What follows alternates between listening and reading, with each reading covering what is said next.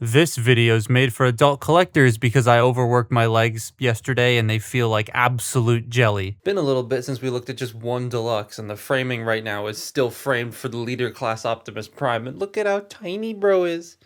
He's so small. Just leave him back there so he can be small forever. Age of Extinction was one of the movies of all time, but it did give us some pretty neat designs for characters, even if they don't look like they transform. But it gave this Oh, I wrote that word wrong. I'm like, why am I messing this up? But it gave us a live action version of Drift that went really hard on the whole I'm a samurai shtick, maybe a bit too hard. But I want to start in car mode first, so let's just... Oh, these stupid shell formers. Yeah, so almost every Age of Extinction figure was a shell former. For those who don't know what a shell former is, it's basically when the entire alt mode is on the back or hanging off, but the robot itself isn't really involved in a lot of the transforming. The Galvatron mold from back then, this is not Galvatron, had his entire upper body sit inside the backpack like this. The first edition Prime just gets wrapped in the backpack and in the legs. Actually, the regular leader did that too. Crosshairs did the same, and I mean, even the new one is a shell former of sorts, because like, how the hell do you do him normally? He has a trench coat. Drift, though, I feel like kind of does it the best of the AoE car deluxes, because as you'll see later, the shell parts become the samurai armor, and that's honestly pretty clever. But car first. This is a very good looking Veyron, even if I don't like the Veyron. I don't know, ever since I first saw this car on Top Gear, I wasn't a fan of the design much. In these colors and in toy form though, I like it a lot more. The metallic stripe down the side trim that meets the front and becomes the grille is pretty nice, and the silver painted rims on an AoE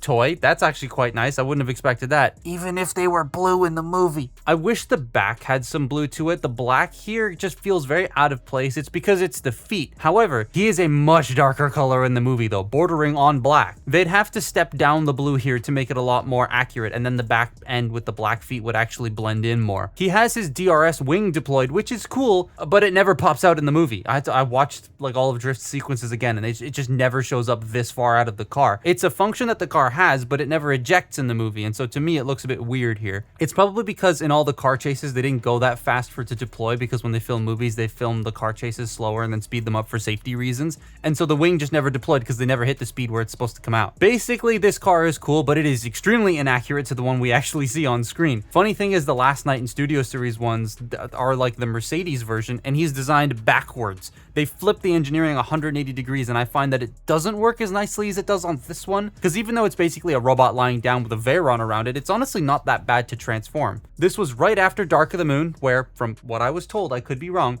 but where parents apparently complained that the toys were too complex and like, yeah.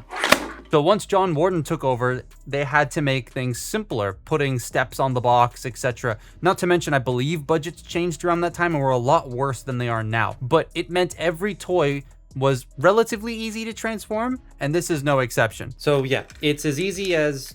I was gonna say as easy as pie, but if you've ever tried to bake a pie, that's not easy. That's not... I failed the last time and I'm never attempting it again. But one cool thing I want to mention before I transform this is, you notice how none of the weapons are slapped onto the top of the side of the car, and he's got 4 swords because they're all very neatly hidden inside the vehicle. So the 2 big swords are, I don't know what they're actually called, but the 2 big swords are down here, and then the little tiny like knife things are inside the windshield. I love how cleanly everything stores. That's one thing Age of Extinction did pretty well, was its clean weapon storage. Well, sometimes. You got Evasion Prime where you plug the gun on the top, but then you have like Hound where all of his guns neatly store on the side, or inside the vehicle you have Crosshairs where all of his guns store inside. Like, that was cool.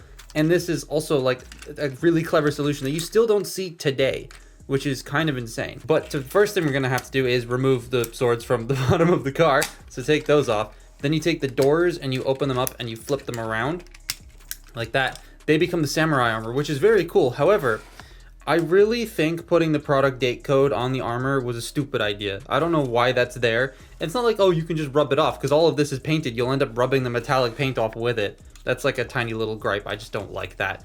But then you take the roof and you bring it up at the back and you accordion this up. And then you unpeg the shoulders. Now, getting the shoulders pegged back into here is like the only thing I don't like about this figure when it comes to its transformation, because you gotta like get everything lined up and clicked into place while also feeding the hands into here and having the legs at this sort of S angle. it's a little annoying to get all that done at first. But you untap this, you bring it down.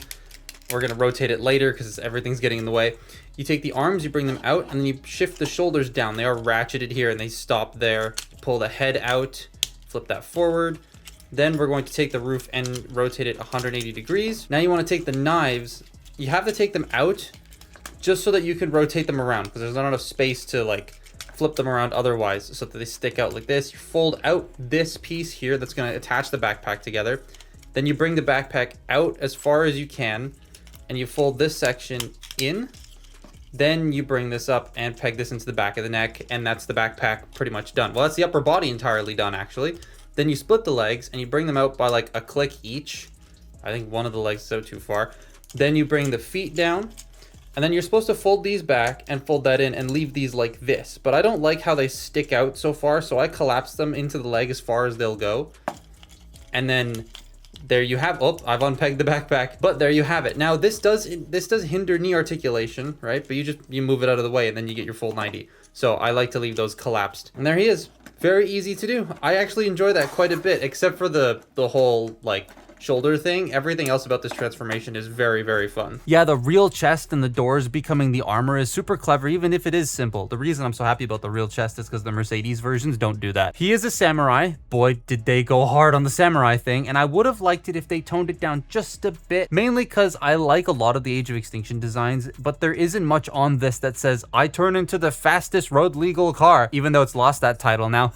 It is extremely blue. Like, extremely blue. Again, not accurate in his colors to the film, but I don't mind it. Guess this means that I want to get the Autobots United 5-pack one. Oh, good lord, that looks so incredible next to this one. Jesus. There is a lot of nice mechanical detail on display, but a lot of that gets lost because there's like no paint on this. Well, there is metallic paint on the armor bits, and that's about it. Again, that United deco really brings out those lovely details. Damn, I regret passing on the one I saw at TFCon. I really want it now. Unless that eventual Studio Series drift that was leaked then moved around actually comes out. Watch it pull like a hatchet and take forever just to eventually release. I love how the swords store. He has 4 of them that can store very neatly on the back, and you can leave the 2 knives on there to be like the propellers he has in the film. The swords are gold, which is not accurate, but I like the pop of color they bring to this guy. Like most Age of Extinction figures, he has a massive backpack where most of the top of the car is just hanging out. His hips are strange. They do this. So they are a little loose and all that, which is fixable, but notice how they're moving at the same time. Yeah, so for some reason there's a peg going through the hips that attaches them together. It's a strange choice, but it's not like they're permanently stuck together. I just find it weird. For a samurai guy with swords, he isn't the most posable thing in the world, but it was Age of Extinction and a lot of the figures didn't pose the greatest. There wasn't really a standard that we have now, but even then some figures now don't even follow that. The head is on a ball joint, so it can pretty much go wherever you'd want it to go. The shoulders can rotate a full 360 and go in and out. There is an above the elbow swivel and ratcheted elbows for some reason. I don't know why they're ratcheted. The wrists can flip in and out, but there is no rotation, nothing at the waist. His hips can go forward and back at the same time, and they can go in and out on ratchets. Again, why are there ratchets? He's a deluxe. Thigh rotation behind the armor, 90-degree bend at the knee, and then the ankles can go forward. So not the most posable thing, but pretty all right for the time, and you can still get him to look somewhat decent. It's definitely grown on me. I remember not liking this figure that much at the time, but he does scale pretty well with modern stuff and fits that like shelf, so I'm satisfied with it.